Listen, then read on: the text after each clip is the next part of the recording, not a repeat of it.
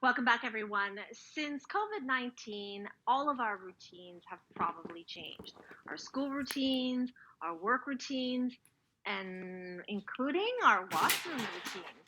Here with how lockdown has affected our digestion and with tips to maybe improve it is Liza Egbiga. Hi, Liza. Hi. Yes, I am talking about poo, my favorite subject.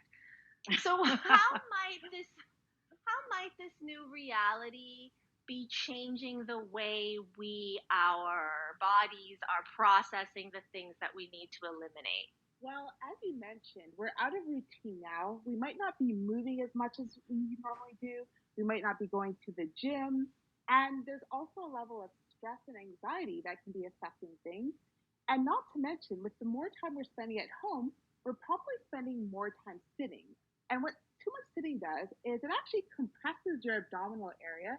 So things don't get to move through as nicely. And that can lead to constipation. Hmm. I'm wondering, Liza, about food and hydration and how they factor into all of this. Are there things that we should be getting into our diet on a daily basis to keep regular? Absolutely. So when it comes to bowel movements, what you intake is key. So drinking enough water for your body size, for your activity level, and eating the right food. So a bunch of fibrous foods like leafy greens, beans, almonds, avocados will help you be more regular, give you a softer stool, and help to ease constipation. We're going to start with abdominal massage. How does an abdominal massage help us out in this area?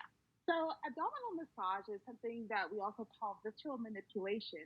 And what it does is it works out any stuck areas that you have in your digestive tract. So, what the abdominal massage does is it helps to get things moving. It encourages peristalsis, which is the movement that helps push things through your digestive system, and it helps to increase circulation as well. So, the first step that we're going to start with is we're going to start in our lower right quadrant, and then we're going to be going around to the left quadrant. So, using your fingertips, you can just massage in a circular motion and gradually make your way around. So, this follows the same line that your intestinal tract does. And if you feel somewhere that feels a little bit tender or uncomfortable, you actually want to spend more time there working it out until it relaxes, and then you can continue on. What's the Yeah, so it's like technique? Are we doing little? yeah, you're just doing little circular circles. So you're using your finger pads, and then you're using the other hand to reinforce so that you can add a little bit more pressure. Now we want to use a grabbing motion and using the other hand for reinforcement. So we start at the top and then we grab from the right to the left. So think about just trying to move everything over from the right to the left and gradually lowering until you're at the top of the pubic area. You're actually using the base of your palm and again using your other hand for reinforcement, starting on the right side. And you want to start from right under where your rib cage is and you want to push things down. So think about like you really want to push that stuff out and you're gradually making your way over to the left side.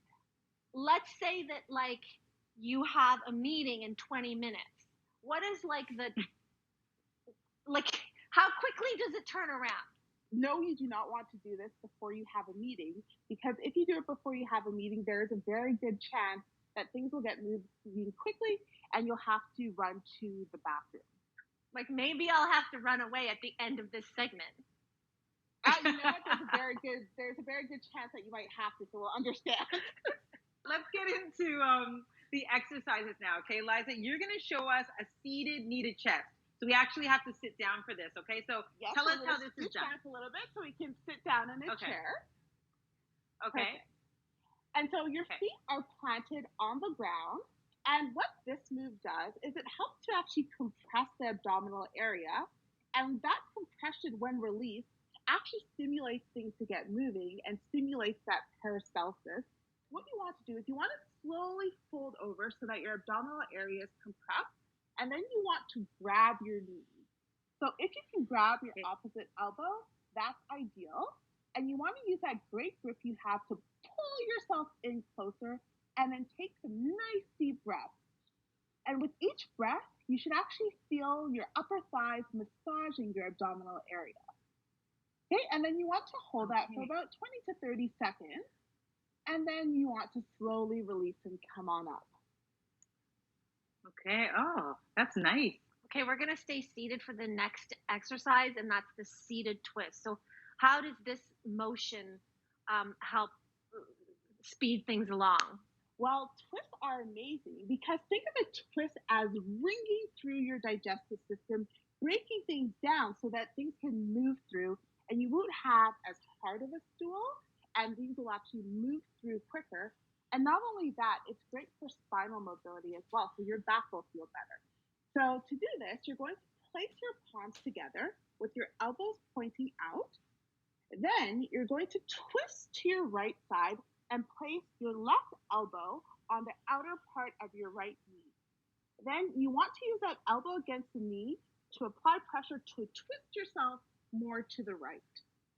So with this, you should feel nice twisting and compression throughout the abdominal area and maybe a little bit of tension even in your lower back as that stretches out. And then you'll come on up and then you'll do the same thing on the other side as well. What about the timing in all this, Liza? Should we wait till we're constipated or should we do this beforehand? What do you recommend? You know what? This is a great routine to do on a daily basis before you're constipated. Because if you wait until you're already constipated, you're going to notice that some of these exercises, like the one that we just did, would be very uncomfortable. And since these poses also help you to relax and help ease anxiety, there's no reason not to do them every day. All right, so for the next exercise, we're going to watch you do it, and that's the seated sumo. So, talk us through this. Well, the seated sumo, this is one of my favorite exercises because it helps to open up the hips, it stretches your hip flexors, and this one is so good at relieving gas that you may notice while you're in this position some gas is being released. So to do this exercise, you're going to open up your legs as wide as you can with your feet planted on the ground. And then you're going to take your palms and you're going to reach to the floor so that your palms are flat on the floor. While you're in this position, you should feel the front of your hips stretching and opening, and you should feel some compression in your lower abdomen. Remember to take nice deep breaths. Feel the compression massaging the abdominal area. Feel the hips opening up and stretching them as wide as you can. And then after you've held this position for about 30 seconds, you want to slowly come on up. One more final exercise, Liza, and that is the standing cat camel. Yes, and for this one, we're actually going to be standing. So the cat camel is great because it helps to mobilize your spine. We have things called discs that are hydrated in between each level of our spine. This helps to lubricate them so it eases back pain. And it also helps to encourage peristalsis, which is that movement that gets things moving through your digestive tract. So with this one, you're going to have your feet about shoulder width apart. You can rest your palms on the front of your thighs, and then you want to bend over slightly. Then you're going to arch back as much as you can, and you hold that for 5 seconds.